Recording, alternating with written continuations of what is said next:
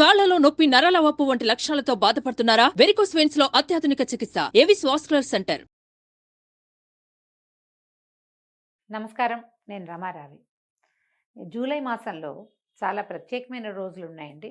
July calendar ఒకసారి చూస్తే మనం ఏ ఏ రోజులు ఉపవాసం చేయాలో, పూజ చేసుకోవాలో నోట్ చేసి కనుక పెట్టుకుంటే కంఫర్టబుల్గా ఉంటుందని జూలై క్యాలెండర్ చూపించబోతున్నాను.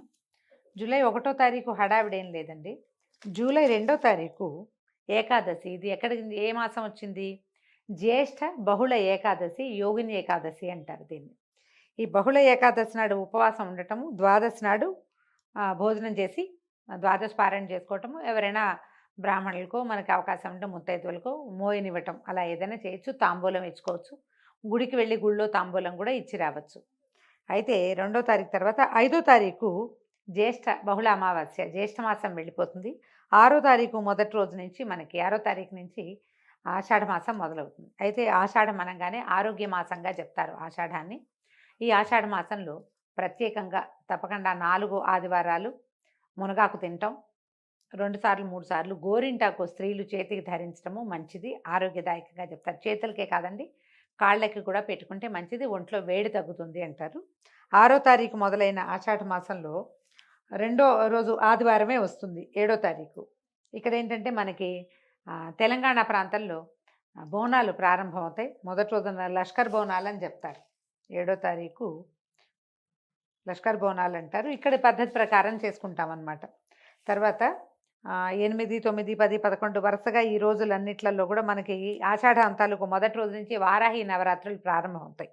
6, 7, 8, 9, 10, 11, 12 ఇక్కడ 13, 14 తారీఖుల దాకా మనం అష్టమి, నవమి, 15వ తారీఖు దాకా వారాహి నవరాత్రులు నడుస్తాయి. 9 రోజుల పాటు వారాహి అమ్మవారిని మనకి చేతనైనంత పద్ధతి ప్రకారం అలవాటు ఉండి, లేదా కొత్తగా అయినా పద్ధతి ప్రకారం చేద్దాం అని 2 పూట్ల పూజ చేసుకోవటము, ఒక పూట భోజనం చేసి 2వ పూట ఉపవాసం చేయటం, ఒక పొద్దు ఉంటాం కదా, అలా ఉండొచ్చండి. మీకు అవకాశాలు ఉంటే చేసుకోవచ్చు లక్షణంగా. అలా అవకాశం లేదు, అలవాటు లేదు అంటే వారాహిని తలుచుకుని ఒక అగరొత్తులు వెలిగించి ఒక దీపారాధన చేసి 2 పువ్వులు పెట్టి ఏదైనా కొంచెం పాలు, పంచదారనో, పటిక బెల్లమో, లేకపోతే పానకము, వడపప్పు ఏదైనా ఒకటి నివేదన చేసుకోవచ్చు. విశేషించి చాలా మంచిది.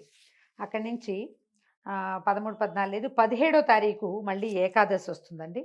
ఈ ఏకాదశిని మనం తొలి ఏకాదశి అంటాం. ఆషాఢంలో వచ్చేటువంటి శుద్ధ ఏకాదశి నాడు ఇక్కడే ఈ రోజు నుంచి మనకి ఏంటంటే భగవంతుడు పడుకుంటాడని చెప్తాం. తొలి ఏకాదశిని శయనేకాదశి అంటారు. ఈ రోజున విష్ణుమూర్తి నిద్రకు ఉరుగుతాడట. దీంతో చాతుర్మాస్య దీక్షలు కూడా ప్రారంభమవుతాయి. చాతుర్మాస్య దీక్ష అవలంబించదలుచుకున్న వాళ్ళు మొదటి మాసంలో కూరలు మానేయాలి, తినకూడదు. అవి ఒక పొద్దే భోజనం చేస్తారు, 2వ పూట భోజనం చేయకూడదు. ఆ దాంట్లో కూడా కూరలు తినకుండా ఉండాలన్నమాట. తర్వాత 18వ రోజున శయన ఏకాదశి మర్నాడు ద్వాదశి నాడు ద్వాదశి పారాయణ చేసుకోవటము, విశేషించి ఎవరికైనా మోయనివ్వటమో లేకపోతే పొత్తర్లు ఇవ్వటమో అట్లా పద్ధతి ప్రకారం చేసుకోవచ్చు. స్వయం పాకం ఇవ్వటం ఏదైనా సరే.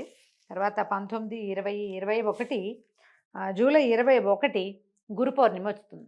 ఈ గురు పౌర్ణిమని వ్యాస పూర్ణిమ అంటారు. మన గురువులు ఎవరైనా ఉంటే ఆధ్యాత్మిక గురువు కానీ, మంత్ర గురువు కానీ, విద్యా గురువు కానీ, మనమే గురువుగా భావించిన వాళ్ళు కానీ ఎవరినైనా సరే గురువుని సత్కరించటము, గౌరవించటము ఈ రోజు యొక్క విధి చేయవలసింది. మహాభారత, భాగవత, రామాయణాది గ్రంథాలని ఎవరికైనా గిఫ్ట్ చేయదలుచుకుంటే చాలా మంచి రోజు వ్యాస పూర్ణిమ. ఈ రోజున కనుక అష్టాదశ పురాణాలలో ఏదైనా ఒక పురాణపు పుస్తకాన్ని చదువుకోగలిగే వాళ్ళకి ఇవ్వమన్నామని అందరికీ ఇచ్చేయటం కాదు.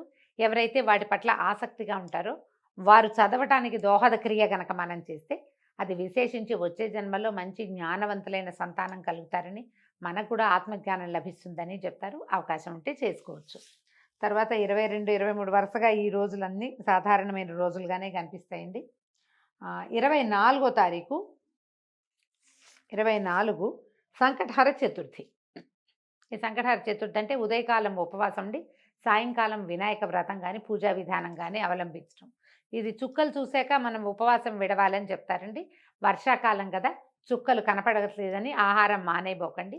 చీకటి పడితే చాలు, సూర్యాస్తమయం అయిన తర్వాత దీపం పెట్టుకుని, అవకాశం ఉండి మేఘావృతం కాలేదు ఆకాశం అంటే చుక్కలు కనపడతాయి, లేదా కనిపించవు, ఏం పర్వాలేదండి, భోజనం చేయొచ్చు. వినాయకుడిని పూజించుకోవడానికి ఇది ఒక ప్రత్యేకమైన రోజుగా భావించి ప్రతి సంవత్సరం అంతా కూడా ఉండొచ్చండి మనం. వినాయకుడు కొంచెం ఉండ్రాళ్ళు కానీ కుడుములు కానీ నివేదన చేస్తే పిల్లలు విద్యాభ్యాసంలో కానీ మనకే ఏదైనా దుష్కరమైన సమస్యలు ఇబ్బందులు ఉన్నప్పుడు సంకటహార చతుర్థి చేసుకోవచ్చు. తర్వాత అక్కడి నుంచి ఇక్కడ మళ్ళీ 28వ తారీఖు ఆదివారం మహంకాళి జాతరగా చెప్తారు. హైదరాబాద్లో విశేషంగా చేస్తారండి. తెలంగాణ ప్రాంతంలో ఈ ఆదివారాలు 4 విశేషంగానే ఉంటాయి. ఈ ప్రత్యేకించి ఏంటంటే ఈ రోజున ఎక్కువ చేస్తారన్నమాట. ఈ మాసంలో ఎక్కువ చేసుకుంటాము. చివరికి మనకు కనపడేది 31వ తారీఖు మళ్ళీ ఏకాదశి వచ్చిందండి. తొలి ఏకాదశి తర్వాత 31వ తారీఖు కూడా ఏకాదశి వచ్చింది. నియమం ప్రకారం ఉండే వాళ్ళకి ఈ నెలలో 3 ఏకాదశులు ఉపవాసాలు ఉండవచ్చు. ఈ 31st ఏకాదశి ఉపవాసం ఉండి 1వ తారీఖు అంటే ఆగస్టులోకి వెళ్ళిపోతుంది కదా, వచ్చే నెల మనం పారణ చేసుకుంటాం అన్నమాట. ఆషాఢ బహుళ ద్వాదశి నాడు పారణ చేసుకుంటాం. దీంతో ఈ జూలై క్యాలెండర్ పూర్తయిందండి. ఎవరెవరు ఈ పూజా విధానాల్ని అవలంబించదలుచుకుంటారో వాళ్ళు విశేషించి 3 ఏకాదశులు గురు పౌర్ణమి నాడు కూడా పగలు ఉపవసించి రాత్రి చంద్రబింబం చూశాక లలితాదేవికి నమస్కారం చేసుకుని లలితా సహస్రనామ పారాయణ చేయటము లాంటివి విశేషించి చాలా మంచిదండి. అవకాశం ఉన్న వాళ్ళు ఇలా చేసుకోవచ్చు. మీ దగ్గర క్యాలెండర్ ఏదైనా ఇలా తెలుగుది ఉంటే రౌండప్ చేసి పెట్టుకోండి. ఏ red and green sketch pen తోటి జ్ఞాపకం ఉంటుంది. మీరు మిస్ కాకుండా ఉండటం కోసం మళ్ళీ చెప్తున్నాను.